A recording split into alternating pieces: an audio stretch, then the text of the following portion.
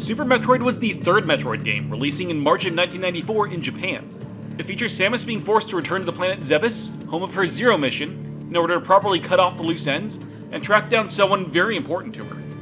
The game features a lot of the same map as in Zero Mission, but expanded and changed over the years since that first game. Super Metroid is often considered one of the crowning achievements of the entire genre, and is also a rather important game in the lore of this franchise going forward. So to make sure I'm giving this title its proper due, I want to invite a good friend of mine, as well as a huge Metroid fan in his own right, to the channel to help me out. Take it away, Ym. Thank you for having me, Goblin. I'm indeed a huge Metroid fan, and so I will enjoy helping you with this video on Super Metroid, one of the standout games of the series, which is, as you mentioned, important to its future storyline. Anyway, spoilers ahead for the first three mainline Metroid games.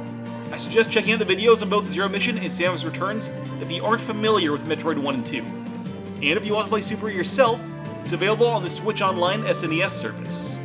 The game opens with Samus receiving a distress call from the Ceres Space Colony, the Galactic Federation research lab she had left the baby Metroid in at the end of the last game. She arrived to find the laboratory decimated, with the recently deceased corpses of the scientists scattered around, and the baby Metroid nowhere to be found. Searching deeper into the station, she found the baby in the claws of Ridley, but Ridley chose to flee the scene, seeing returning with the baby is more important than killing Samus. But, knowing exactly where he'd go, Samus followed the beast who had killed her parents back to the planet they had both at one point called home, Zebes. Arriving on the planet and exploring the ruins of Turian, Samus found that the Zebesians weren't quite as defeated as she had previously believed. The pirates had called in reinforcements to help rebuild their fortress, an insectoid space pirate race known as the Kai Hunters. This redesign included an all-new and improved version of Turian. Like before, she needed to travel the planet and destroy each of the space pirate generals before she could enter Turian and finally end this conflict. The first of these generals was Kraid, whom Samus had defeated but not killed on her previous mission. Kraid, as implied by later games, was likely a genetically engineered bioweapon created by the Chozo, and then, for unknown reasons, sealed in the deepest depths of Brinstar. It was uncovered by the space pirates and joined their army, becoming a guardian of the planet and a general for the pirate hordes. Kraid was also shown as being capable of reproduction, spawning a small version of itself referred to as its spawn. This time, Samus made sure she didn't leave the job half-finished, and Kraid was destroyed. The next general was new to Zebes, Dragon, Guardian of Meridia. Not much is known about where it comes from, but it appears to be a large fish-like creature with a hard outer shell. However, one thing this shell couldn't protect it against was electricity, and Samus left its smoking, electrocuted corpse behind. That corpse was buried by several Aevir, which Dragon appeared to be an adult version of. On the surface of Zebes, Samus found an old, crashed Chozo ship. The ship was actually partially explorable in Zero Mission, below the temple in Chozodia. The thing was completely sapped of power. Even the save stations aboard the ship wouldn't work. Eventually, Samus discovered why. A ghostly being known as Phantoon had taken up residency upon it. Phantoon is in itself not its own entity. According to the Japanese manual, it's actually a manifestation of Mother Brain's own psyche, specifically, her hatred and malice for sentient life. Phantoon is nothing but this pure, unadulterated rage given form. When Samus defeats it, power returns to the ship. Finally, diving into the bowels of Norfair, Samus was able to track down Ridley. He had been a space pirate leader for as long as Samus could remember, and now it was her duty to end his career. In Ridley's lair, she finally found the demon who haunted her dreams, a creature who wanted to bring to the hunter as much pain as he possibly could, the space pirate's cunning god of death. The two had a long history, fighting a constant battle over many years, but now only one of them could walk away. In the end, fate chose Samus to end the fight, finally killing the one who had caused her so much pain and kidnapped her baby. But, walking into the next room, Samus found that the baby was nowhere to be found. The canister it had been contained in when Ridley kidnapped it was shattered, and the baby was gone. Despite this setback and the immense pain it must have caused her, Samus continued to Torian, where the true mastermind behind the space pirates lay in wait. There she found that the space pirates had successfully managed to propagate the baby Metroid, beginning to create their own army after encountering several failed clones in the area Meridia. Even more concerning, in the deepest depths of Torian, she found the area to be barren, drained of all life. A Chozo statue, found in other parts of the game to be animated and moving, is seen crumbling to dust. Even the structure of the area itself seems to be failing.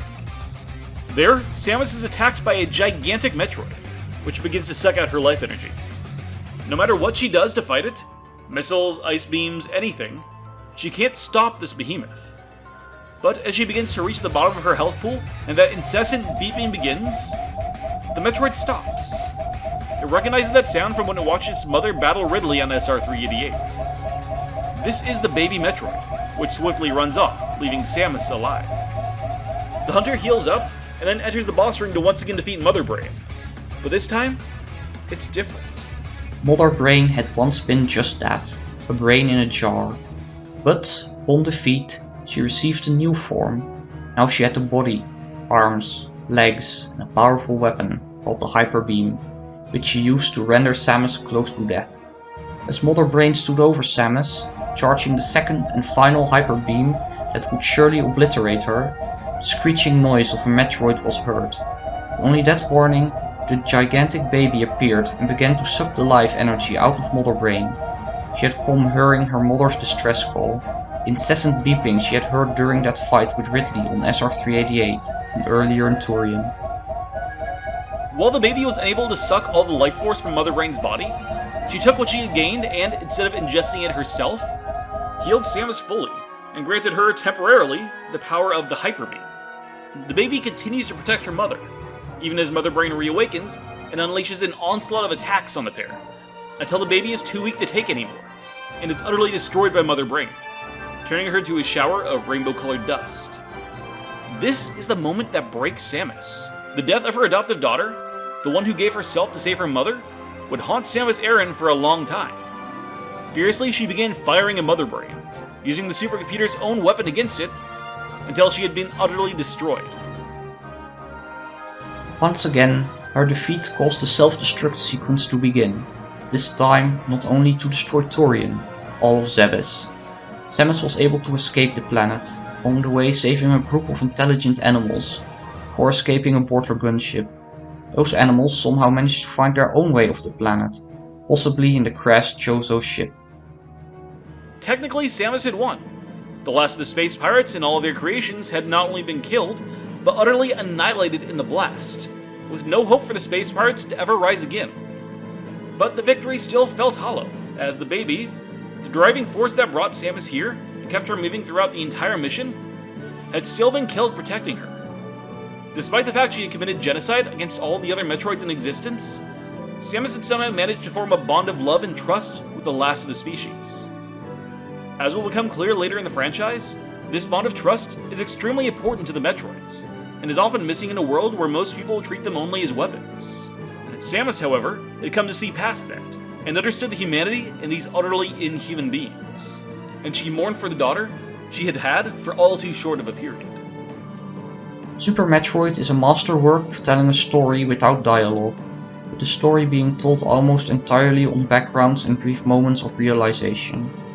The story of this game is also greatly expanded on by the rest of the franchise, which we'll get to in the following videos on this series. However, Super Metroid was not written with any sequels in mind, and was, in fact, meant to be the end of the series. At the end of this game, the last Metroid was killed, the Space Pirates as an organization were wiped out once and for all. The story of this franchise would not continue for over 8 years. By the time we reached the 4th Metroid game, Sakamoto would need to come up with a new, more dangerous threat that rivaled even the Metroids. Well, thanks for joining us, Yim. It was fun looking at the game with you. Do you want to tell everyone a little bit about your channel? I do a similar thing to what Goblin does here with a focus on lore videos. I usually tackle multiple games or entire series at once. Sometimes I release smaller theory videos, those are more far and few between. Thanks for coming, and thanks for watching, everyone. I'll see you next mission.